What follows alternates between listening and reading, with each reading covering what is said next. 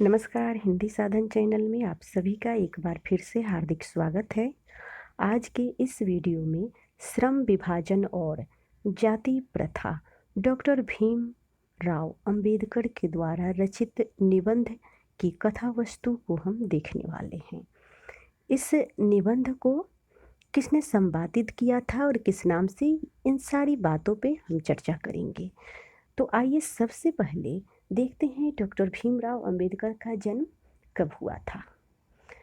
Doctor Ambedkar का जन्म 14 अप्रैल 1891 ईस्वी को महू मध्य प्रदेश में एक दलित परिवार में हुआ था। इस निबंध को हिंदी में ललई सिंह यादव द्वारा हिंदी रूपांतर किया गया था। जाति भेद का उच्छेद नाम से उन्होंने इसका संपादन किया। तो इस निबंध को उन्हीं के द्वारा, ललई सिंह यादव के द्वारा लिया गया है, हिंदी रूपांतर किया गया है। निबंध की कथा वस्तु है। प्रस्तुत पाठ में भीमराव अंबेडकर के सुप्रसिद्ध भाषण एनिहिलेशन ऑफ कास्ट का हिंदी रूपांतर है, जो लेखक ने जाति पाति तोड़क मंडल लाहौर के सन 1936 ईस्वी के वार्षिक सम्मेलन अध्यक्षीय भाषण के रूप में लिखा था, लेकिन उनकी क्रांतिकारी दृष्टि के कारण उस सम्मेलन को स्थगित कर दिया गया था। इस पाठ में लेखक ने जाति प्रथा को श्रम विभाजन का एक तरीका मानने की अवधारणा को निरस्त करते हुए केवल भावात्मक नहीं बल्कि आर्थिक उत्थान, सामाजिक और राजनैतिक संगठन और जीवन यापन के समस्त भौतिक पहलुओं के ठोस परिप्रेक्ष्य में जातिवाद के समूल उच्छेद की अनिवार्यता ठहराई है। साथ ही लेखक ने एक आदर्श समाज की कल्पना भी की है। यह विडंबना है कि हमारे समाज में आज भी जातिवाद के पोषकों की कोई कमी नहीं है। आधुनिक सभ्य समाज कार्यकुशलता के लिए श्रम विभाजन को आवश्यक मानता है।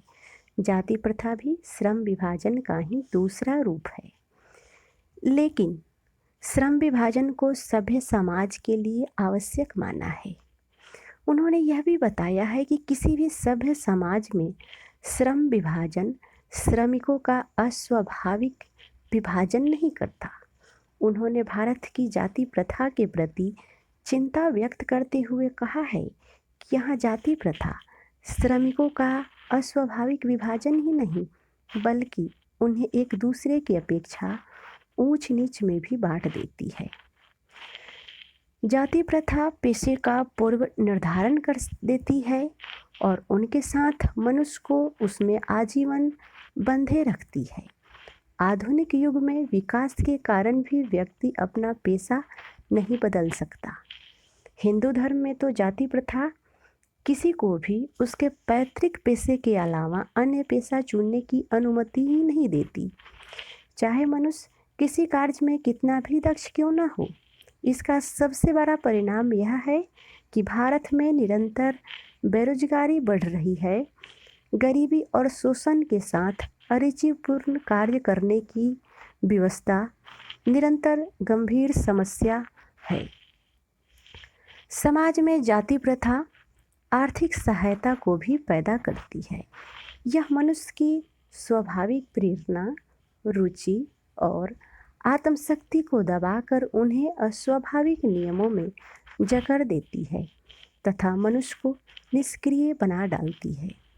लेखक ने एक आदर्श समाज की कल्पना की है जहाँ की व्यवस्था स्वतंत्र, समता और भाईचारे पर आधारित होगी।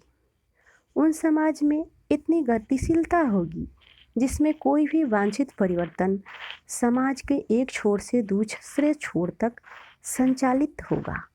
समाज के सभी हितों में सबका हिस्सा होगा।